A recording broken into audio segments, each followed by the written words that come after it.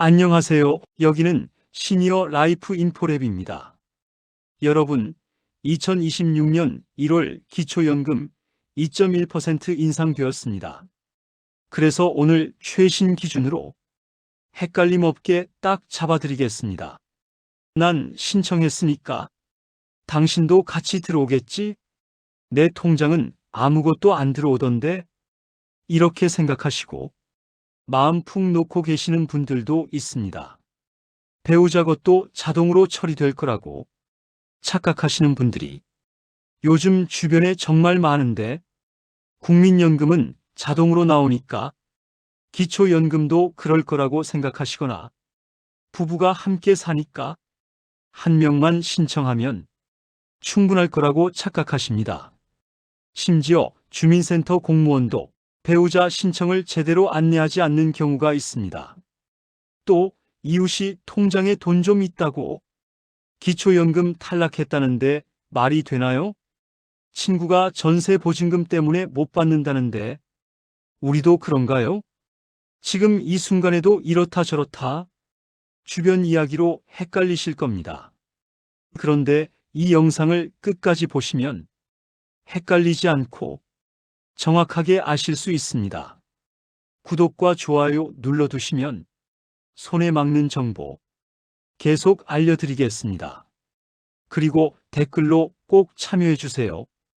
여러분의 이야기가 정확한 정보를 알려드리는데 많은 도움이 됩니다. 시작합니다. 실제로 경기도에 사시는 정영숙 씨도 이와 같은 실수를 했습니다. 본인만 기초연금을 신청했고 남편 것은 자동으로 될 거라고 믿었고 65세가 되어서 주민센터에 방문해 본인 서류만 제출했고 남편 신청은 아예 하지 않았습니다. 그런데 여기서 문제가 생깁니다. 1년이 지나도 남편 통장에는 아무것도 들어오지 않는 것입니다. 그제야 따로 신청했어야 한다는 사실을 알게 되었습니다. 1년 동안 남편이 받을 수 있었던 돈은 매달 27만 원, 1년이면 324만 원을 날렸습니다. 그래서 그냥 넘기면 안 됩니다. 부부 신청 방법만 알면 되는 게 아닙니다. 오늘 이 영상에서는 부부 신청할 때 반드시 확인해야 할 것, 사람들이 가장 많이 착각하는 오해, 실제로 돈을 날린 이야기, 그리고 지금 당장 점검 가능한 체크리스트까지 빠짐없이 다 말씀드리겠습니다. 이건 중간에 끊으면 손해를 피할 수 없습니다. 첫째로 말씀드릴 내용은 금융재산이 커질 때 생기는 함정입니다.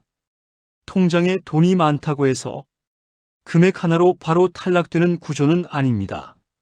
하지만 금융재산이 많아지면 받지 못할 가능성이 커집니다. 이게 바로 가장 큰 함정입니다. 기초연금은 소득인정액으로 판단합니다. 소득인정액은 쉽게 말해 소득평가액과 재산의 소득환산액을 합산한 금액입니다. 여기서 금융재산이 중요한 이유가 있습니다. 금융재산은 일정 금액을 공제한 뒤 남는 금액이 재산으로 환산되어 소득인정액에 반영될 수 있습니다. 즉, 통장 예금, 적금, 주식, 펀드, 보험 환급금 같은 금융재산이 늘어나면 월 소득이 있는 것으로 계산되어 소득 인정액이 올라갑니다. 그래서 중요한 판단 기준은 이겁니다. 금융재산이 얼마냐가 아니라 내 소득 인정액이 2026년 선정 기준액을 넘는지 여부입니다. 2026년 선정 기준액은 단독가구 월 247만 원, 부부가구 월 395만 2천 원입니다. 실제로 인천에 사시는 박정혜 씨는 금융재산이 1억 200만 원이었는데 신청해서 탈락했습니다. 그 이유는 금융재산이 소득으로 환산되어 소득 인정액이 선정 기준액을 넘었기 때문입니다. 만약 금융재산 중 일부를 조정했다면 소득 인정액이 낮아져서 받을 수 있었을 겁니다. 그런데 이걸 몰라서 1년 동안 매달 34만 9,700원을 못 받습니다. 1년이면 419만 6,400원입니다. 신청 전에는 금융재산과 다른 재산 소득을 함께 넣고 소득 인정액을 확인하는 게 가장 안전합니다. 그런데 여기서 끝이 아닙니다. 소득 인정액을 제대로 확인하려면 기준 숫자를 정확히 알아야 합니다. 둘째로 말씀드릴 내용은 2026년 공식 발표 기준 숫자입니다. 기초연금에서 가장 중요한 숫자 3가지만 딱 정리하겠습니다. 이 숫자들을 모르면 내가 받을 수 있는지 없는지 판단할 수가 없습니다. 그래서 이 3가지 숫자는 반드시 확인하고 가셔야 합니다. 첫 번째 숫자 2026년 단독가구 선정 기준액은 월 247만 원입니다. 혼자 사시는 분은 소득 인정액이 247만 원 이하여야 기초연금 신청 자격이 됩니다. 이 금액은 보건복지부가 매년 공표하는 공식 기준입니다. 두 번째 숫자 2026년 기초연금 기준연 금액은 월 34만 9,700원입니다. 단독가구 기준으로 이 금액을 받을 수 있습니다. 다만 국민연금 수령액이나 소득 역전 방지 감액 등에 따라 실제 지급액은 달라질 수 있습니다. 세 번째 숫자 금융재산 공제액은 2천만 원입니다. 금융재산에서 2천만 원을 공제한 후 나머지 금액이 소득 환산액 계산에 반영됩니다. 2026년 기준 247만 원, 34만 9,700원, 2천만 원. 이 3가지 숫자를 기억해 두시면 신청 자격을 판단하는 핵심 기준이 됩니다. 그런데 이 숫자를 알아도 사람들이 착각하는 부분이 있습니다. 그래서 다음 이야기를 꼭 보셔야 합니다. 셋째로 말씀드릴 내용은 사람들이 가장 많이 착각하는 오해입니다. 이 착각 때문에 신청을 아예 안 하거나 받을 수 있는데도 포기하는 경우가 정말 많습니다. 하나씩 정확히 짚어드리겠습니다. 첫 번째 착각, 국민연금 받으면 기초연금 못 받는다. 국민연금 받아도 기초연금을 신청할 수 있습니다. 다만 국민연금이 소득인정액에 포함되기 때문에 선정 기준액을 넘으면 대상이 아닙니다. 대상이더라도 산정식과 감액 규정에 따라 금액이 줄거나 0원이 될 수도 있습니다. 두 번째 착각, 65세 되면 자동으로 기초연금 나온다. 기초연금은 자동 지급이 아니라 신청주의입니다. 신청한 날이 속한 달부터 지급되기 때문에 신청 이전 달은 소급해서 못 받습니다. 그리고 신청은 65세 생일 한 달 전부터 가능하니까 달력에 꼭 미리 표시하셔야 합니다. 신청하지 않으면 마음 푹 놓고 있다가 65세가 넘어도 70세가 넘어도 한 푼도 안 나옵니다. 세 번째 착각, 집 있으면 기초연금 못 받는다. 집이 있어도 무조건 탈락이 아닙니다. 집은 일반 재산으로 분류되고 기본 재산액 공제 후 환산해서 소득인정액에 들어갑니다. 네 번째 착각, 배우자 명의 재산은 내 재산이 아니다. 기초연금은 부부면 가구 기준으로 봅니다. 배우자가 신청을 안 해도 배우자 소득과 재산이 조사에 포함됩니다. 그래서 명의만 배우자에게 옮긴다고 유리해지는 구조가 아닙니다. 다섯 번째 착각, 자녀의 소득이 많으면 기초연금 못 받는다. 자녀의 소득 자체 때문에 바로 탈락하는 구조는 아닙니다. 하지만 자녀명의 고가주택 시가표준액이 6억 원 이상인 집에 무상 거주하면 무료 임차 소득이 잡혀서 소득인 정액이 올라가게 됩니다. 기초연금은 집, 국민연금, 자녀 소득 한 가지로 단정하면 100% 틀립니다. 실제로 이런 착각 때문에 돈을 날린 사례들이 있습니다. 넷째로 말씀드릴 내용은 앞에서 말씀드린 착각들이 실제로 어떤 손해를 만드는지 보시면 왜 정확히 알아야 하는지 확실히 아실 겁니다. 첫 번째, 국민연금 많으면 기초연금 감액된다는 걸 몰랐던 경우 대구 수성구에 사시는 68세 최재석 씨입니다.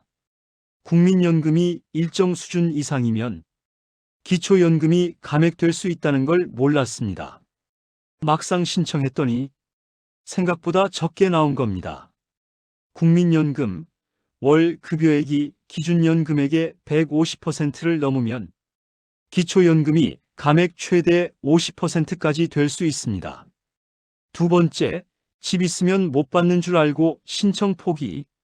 광주 광산구에 사시는 66세 윤순자 씨입니다. 집이 있어도 소득인 정액이 2026년 선정 기준액 단독 247만 원 이하면 받을 수 있는데 집 있으면 무조건 탈락이라고 착각해서 2년을 미뤘습니다. 지급은 신청한 달부터라서 최대 기준으로 2년이면 약 839만 원이 사라집니다. 세 번째, 배우자 사망 후 세대 구성 변동 미신고 부산 해운대구에 사시는 72세 강명혜 씨입니다. 배우자 사망처럼 세대 구성 변동이 생기면 반드시 신고가 필요합니다. 기초연금은 주소 세대 구성 소득 재산 변동을 30일 이내 신고하도록 안내하고 있습니다. 신고가 늦으면 나중에 정정 과정에서 불이익이 생길 수 있습니다. 네 번째, 인천 남동구에 사시는 66세 박정혜 씨입니다. 금융재산은 금액 자체로 즉시 탈락이 아니라 소득으로 환산돼 소득인정액에 들어갑니다. 그래서 금융재산이 커지면 소득인정액이 올라가 선정 기준액을 넘을 수 있습니다. 특히 금융재산에는 기본 공제 2천만 원 같은 규정이 있으니 총액만 보고 단정하면 큰 착오가 납니다. 이 규정을 몰라서 금융재산 조정 없이 신청했다가 탈락했습니다. 다섯 번째, 대전 서구에 사시는 69세 조미숙 씨입니다. 자동차는 원칙적으로 제외되지만 고급 자동차 등은 반영 규정이 따로 있습니다. 공식 안내에는 4천만 원 이상 고급 자동차 등이 포함될 수 있다고 되어 있으니 차량가액 기준을 정확히 확인하고 판단해야 합니다. 다섯째로 말씀드릴 내용은 숨어있는 함정 때문에 돈을 날린 사례입니다.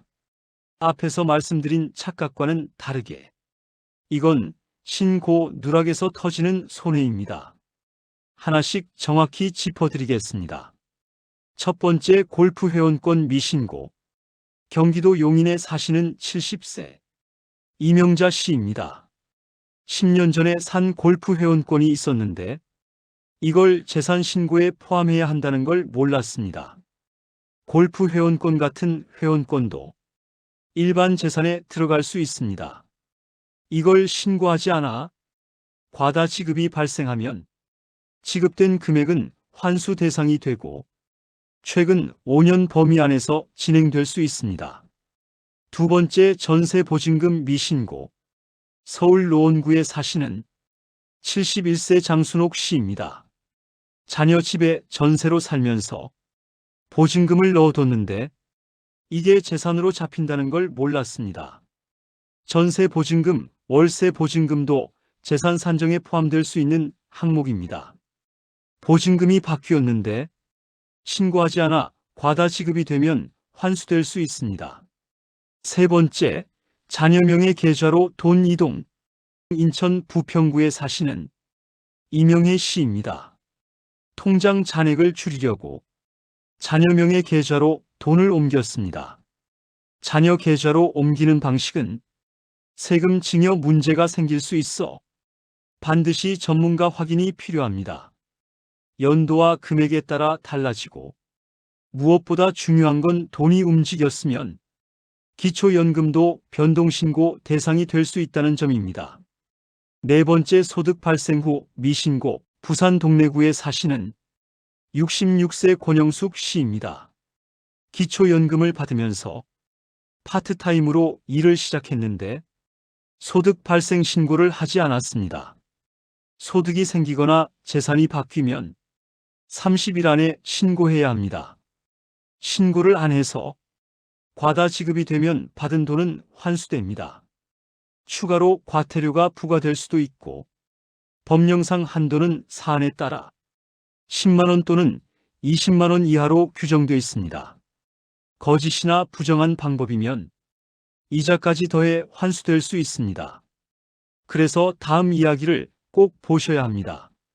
지금 당장 점검해야 할 체크리스트를 말씀드리겠습니다. 여섯째로 말씀드릴 내용은 지금 당장 점검 가능한 체크리스트입니다. 앞에서 말씀드린 함정과 사례들을 피하려면 신청 전에 이것부터 확인하셔야 합니다. 하나씩 체크해 보시기 바랍니다. 첫 번째, 만 65세 생일이 있는 달 1개월 전부터 신청 가능한지 달력에 표시해 두세요. 기초연금은 생일이 속한 달 1개월 전부터 신청할 수 있고 기초연금은 신청한 날이 속한 달부터 지급되기 때문에 신청 가능한 달이 되면 그 달 안에 신청하는 게 유리합니다. 두 번째, 기초연금 모의 계산을 해보셨나요? 국민연금공단 안내에서도 기초연금 모의 계산을 안내하고 있습니다. 다만 모의 계산은 기준 참고용이고 최종 결과는 신청 후 공적 자료 조사로 결정된다는 안내도 같이 기억하셔야 합니다. 따로 메모를 해두세요. 세 번째, 본인과 배우자 금융재산을 전부 합쳐서 점검하셨나요?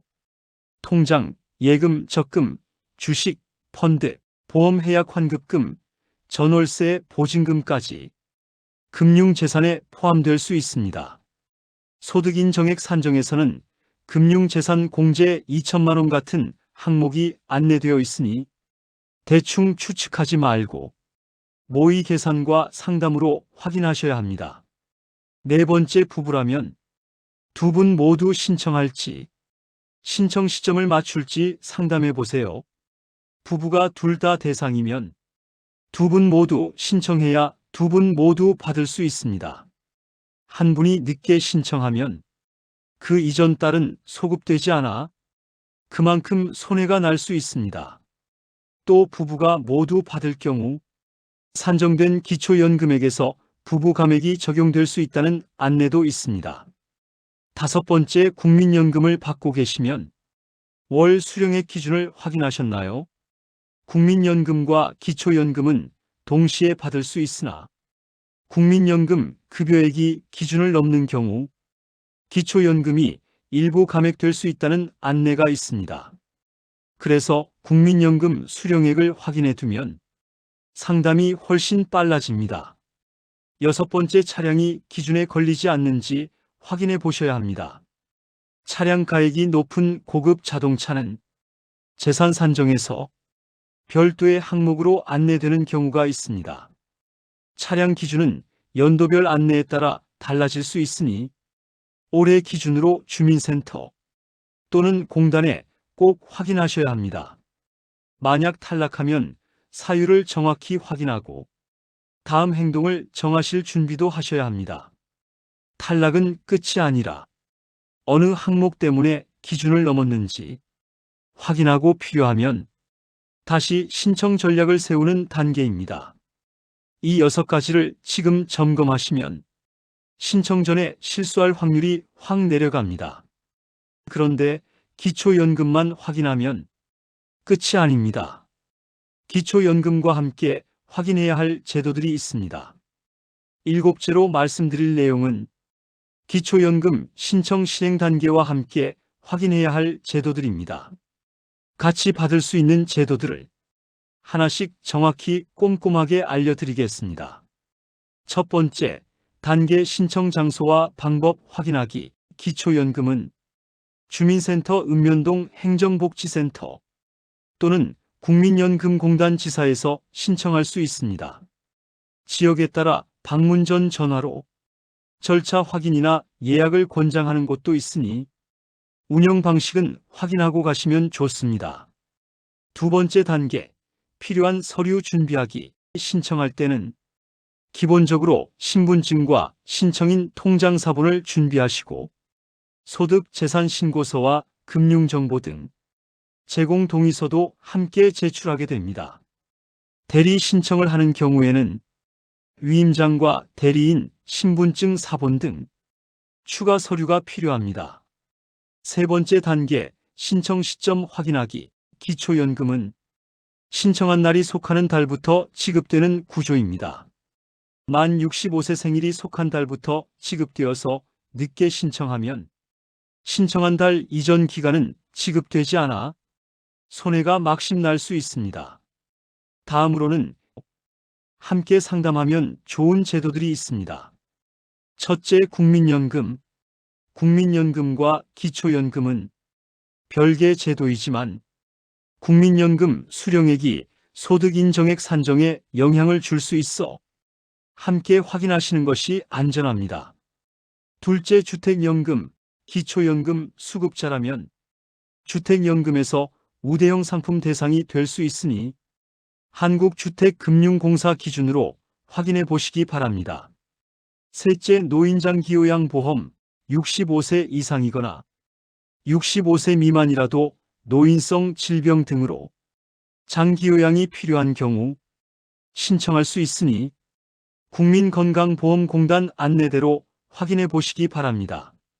넷째, 생계급여. 기초연금 같은 공적 이전 소득이 소득평가액에 포함될 수 있어 급여액이 조정될 수 있습니다. 다섯째, 노인 일자리 사업. 일자리 참여로 소득이 생기거나 소득 재산에 변동이 생기면 기초연금 관련 변동 신고 대상이 될 수 있으니 반드시 상담하고 안내에 따라 신고하세요. 기초연금 신청할 때 이 5가지 제도를 함께 상담받으시면 받을 수 있는 혜택을 놓치지 않을 수 있습니다. 이제 오늘 내용을 정리하겠습니다.